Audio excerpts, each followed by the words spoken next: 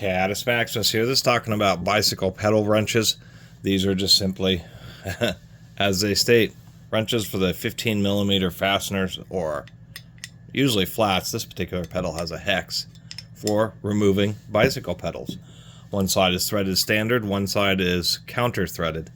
Anyway, I don't recommend these cheap ones. I've actually seen them break before, and they're actually kind of, when they're really short, particularly when it comes to pedals that just have two flats, you can't only get the wrench in a couple different positions, two, quite literally. So I think why they have the idea between two angles on this one is so you can get it just into a position where you can break it loose and not have to worry about like hitting your hand against a crank or something. But I do like ones where they actually use a six-sided fastener. That way you can get the wrench into more positions. So that's the idea between having two slots on this one. It just isn't made very well, and I've seen them break, and a lot of times bicycle pedals really end up getting stuck. We have a Park HCW6. Now all of these, there's a few that are like have forged ends, but most of these are just going to be, high alloy tool steel, but still going to be stamped.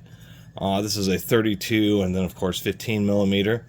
And, this type of wrench generally works okay. I don't mind Park tools. They tend to have a pretty nice tight fit. But this one, not the easiest to use. I'd rather use the traditional Park wrench. I think, yeah, these are about the same thickness here. But some of them, like this XLC 8450, is just a little bit wider. And it kind of prevents the pedal from chewing up the metal quite so much, because it's also very hard steel, the stem that goes into the crank. So anyway, this would be the Park. That is pretty common at bicycle shops. Pretty long handle. It's about 14 inches. And this is pretty much the standard that I've seen and used for a long time. And if you're wondering why they do the curve cutout, because it kind of fits most standard two flat pedals pretty nicely. This XLC is like a really budget one. I think it's like a Walmart special. The problem with this one is simply that, once again, the handle, even though it's only a couple inches shorter, really ends up making a pretty big difference trying to break up the pedal. Now, my favorite one is this Pedros.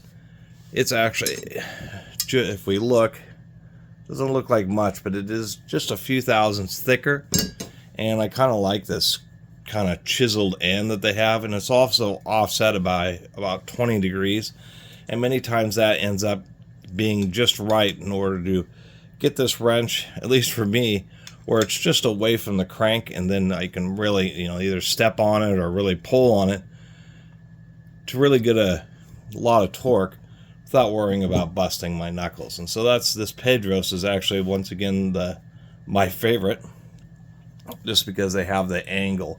And that's really kind of the moral of the story. I guess this SLC has a little bit of angle. It's just not quite as steep as the Pedros. But what I've really found is actually they all do. It's just the Pedros is just a really steep angle. Between the Park and this Pedros, usually I'm able to, or basically every time I'm able to find some type of angle that allows me to easily remove the pedal. And once again, having the nice long handles really makes it a lot easier to deal with. And so that's kind of the point of the story, just showing a few different of this video, I should say, showing a few different versions of these wrenches, and how, if you relatively regularly switch from like bear claws to clipless, or working with bicycles, you really want to have two wrenches that have different angles and give you plenty of leverage. And you want to be pretty high quality, because oftentimes you have to put a ton of torque on them. Anyway, thanks for watching.